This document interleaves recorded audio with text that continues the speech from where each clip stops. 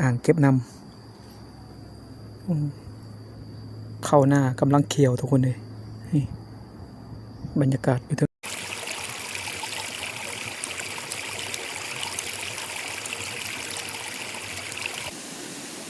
น่าจะเมื่อเช้านี้ทุกคนเลย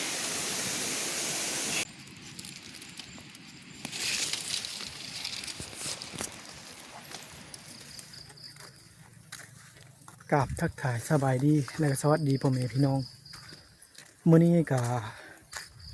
เข้าป่าคือเก่าพี่น้องเลยหาอยู่หากินเพราะว่าหลายมื้อเลยทุกคนไม่ได้เข้าป่าได้ยินเขาเจ้าขึ้นภูเป็นว่ามีกระหอกกินหมากไม้หลายทุกคนเลยมื้อนี้ก็เลยสิขึ้นไปเลาะเบิ่งว่าสิโศกสิมานบ่ทุกคน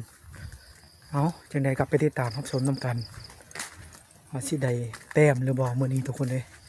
ถาลุ้นน้ำกันบรรยากาศมื้อนี้ก็สีมืดๆนิดนึงเพราะว่าฝนบ่ได้ตกเลยตั้งแต่เช้านี่ทุกคนตอนนี้เวลาก็10 โมงปลายทุกคนเลย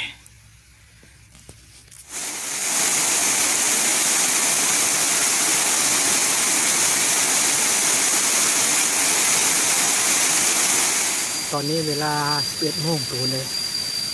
และเฮาก็มาอยู่ที่จ่ายภูเลยทุกคนอีกประมาณ10 นาที20 นาทีก็สิได้ฮอดนะกกกระบกทุกคนเลย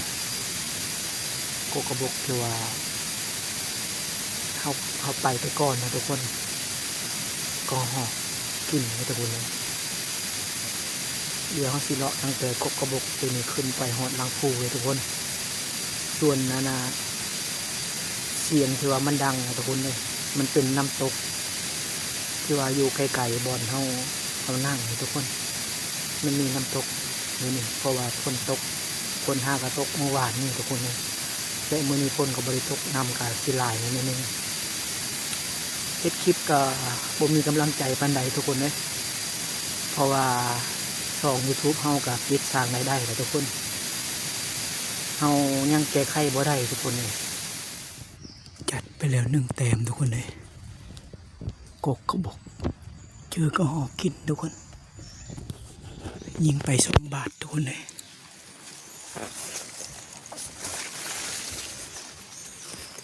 ตกปุ๊ลงเลยมันออกมาเขายิงกกตัวนี้ทุกคนมันออกมาแต่กกก็บอกเพราะว่าเขายิงบาดทำบิดทำบ่ถือมันยิงบาดที่2ทุกคนเลยตกลงนี่เลยอันนี้น่าจะเป็นกับดักของชาวบ้านเพิ่นมาเฮ็ดไว้ทุกคน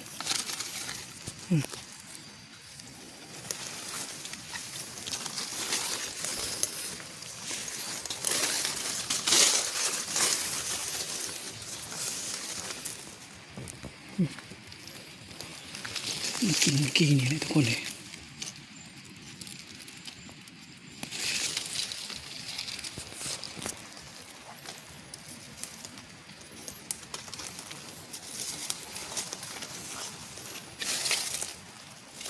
เดี๋ยวเขาสิเลาะกกที่2ทุกคนเลย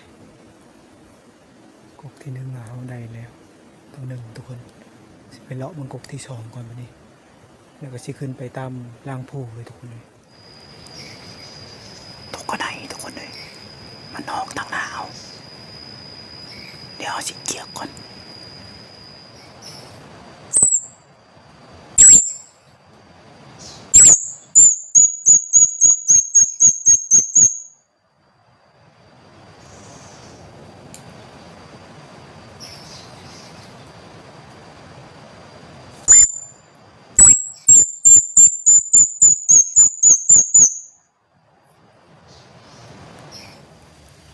น่าจะเป็นตัวผ่านทุกคนเลย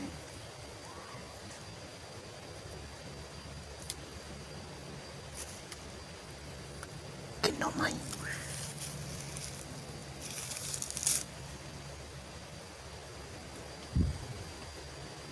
มีเสียงบอกว่าเสียงอย่างทุกคนน่าจะเป็นเสียงลิง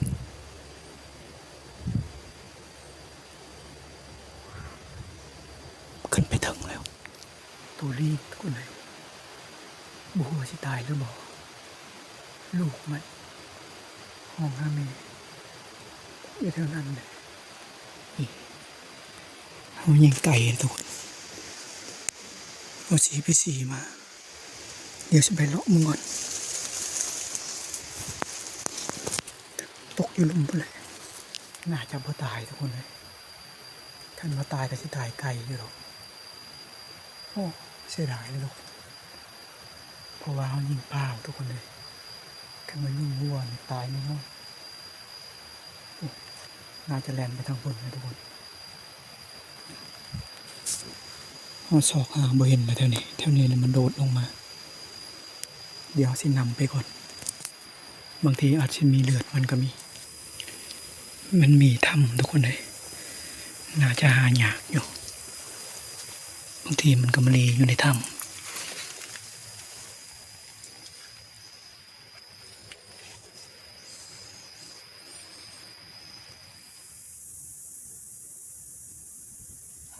บิดก็เลยตัวนึง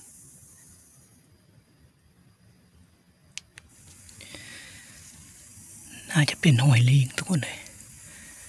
ไม่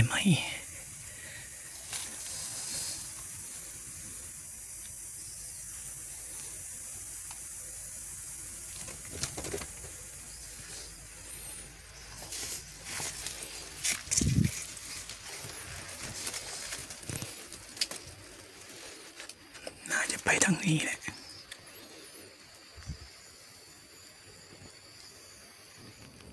ตอนนี้เฮาก็ได้มาอยู่ที่ลางภูแล้วทุกคนเลยฮอดจุดชมวิวก็เลยนั่งพักก่อนทุกคนเดี๋ยวสิเก็บภาพบรรยากาศให้ท่านผู้ชมได้เบิ่งนำกันทุกคนเลยนี่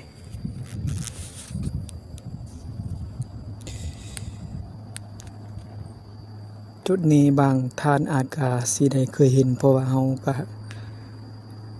โดนมาถ่ายเท่านึงทุกคนเลยเพราะว่าจุดนี้ก็เป็นจุดชมวิวที่ว่าสวยงามและก็จะเป็นเส้นทางมีรถเที่ยวไปเที่ยวมาทุกคนตัวนั้นก็จะเป็นอ่างเก็บน้ำเข้าหน้ากำลังเขียวทุกคนเลยนี่บรรยากาศอยู่เทิงภูก็สิประมาณนี้แหละทุกคนเดี๋ยวเฮาสิกินข้าวก่อนทุกคนเลยเพราะว่าฮอดห้วยน้อยนี่สินั่งกินข้าวก่อนแล้วก็สิได้กินข้าวแล้วก็สิได้ไปต่อทุกคนเพราะว่ายันบ่ทันก็ฮอดทุกคนเลยเดี๋ยวก็ฮอดสิออกก่อน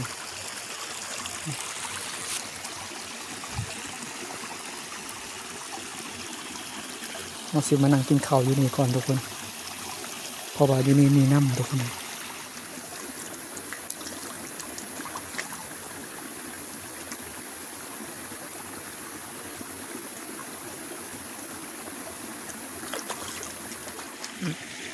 ส่วนอาหารการกินเฮาก็เกี่ยมมาแต่เหือนเลยทุกคนเลยนี่อันนี้ก็จะเป็นนกแล้วก็ขาของหอกทุกคนที่ว่าเฮาได้เมื่อวานนี่ทุกคนเลยนี่ตัวนี้ก็จะเป็นข้าวเหนียวส่วนของหอกที่ว่าเฮาได้เมื่อกี้นี้ทุกคนได้เฮาก็สิได้เอามือทุกคนเลยเพราะว่าช่วงนี้หาดังฟืนดังไผ่มันยากทุกคนฝนตกมันเปียกก็เลยไม่ได้คอยเห็ดกินอยู่ป่าทุกคนเลยเคี่ยมมาแต่เหือนเลยอันนี้ก็จะเป็นแจวขาก็หอกวันนี้สิได้กินข้าวแล้วทุกคนเลยหาก็กินข้าวเที่ยงนี่แหละ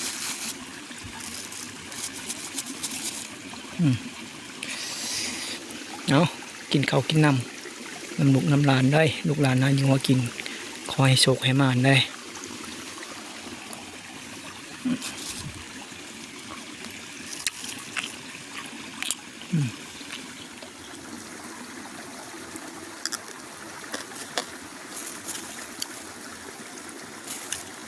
มาเด้อทุกคนกินข้าวน้ำกันนุ่มทุกคนเลย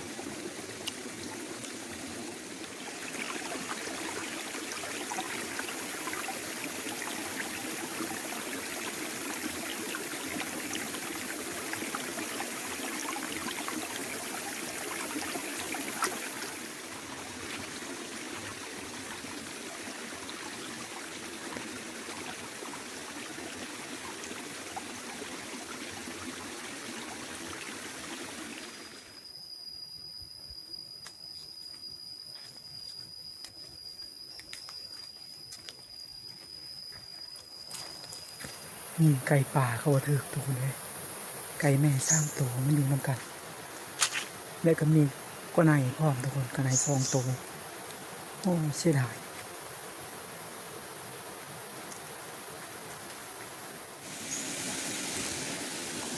หอยพานยามค้างน่าจะ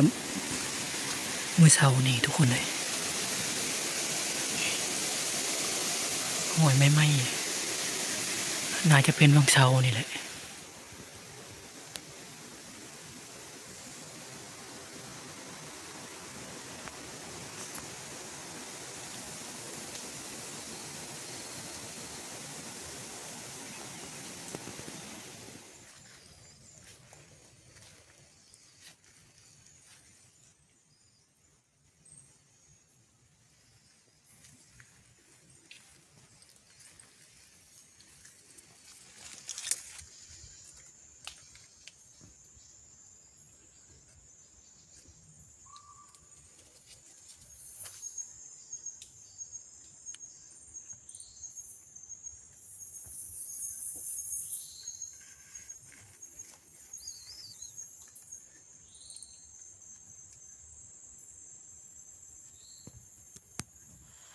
ตอนนี้เวลากะ18 โมงปลายแล้วทุกคนเลยเอาสำหรับคลิปนี้กะสิได้โจ้ไว้สำนี้ก่อนโอกาสหน้าพอกันใหม่ทุกคนหาอยู่หากินกับได้ตัวเดียวทุกคนเลยก็หอกไปมืดมือมันนี่ไปได้เจอยังเลยเจอแต่ลิงกับกอหอกส่วนลิงหาได้ยินแล้วทุกคนไอ้บ่ตายทุกคนเลยและสำหรับคลิปนี้ก็สิได้โจ้ไว้สำนี้ก่อนโอกาสหน้าพอกันใหม่ทุกคนสำหรับคลิปนี้ก็ขอขอบใจหรือว่าขอบคุณ FC ทั้งผู้เก่าและผู้ใหม่ที่ติดตามและรับชมจนจบพี่น้องเอาบายบายโอกาสหน้าพอกันใหม่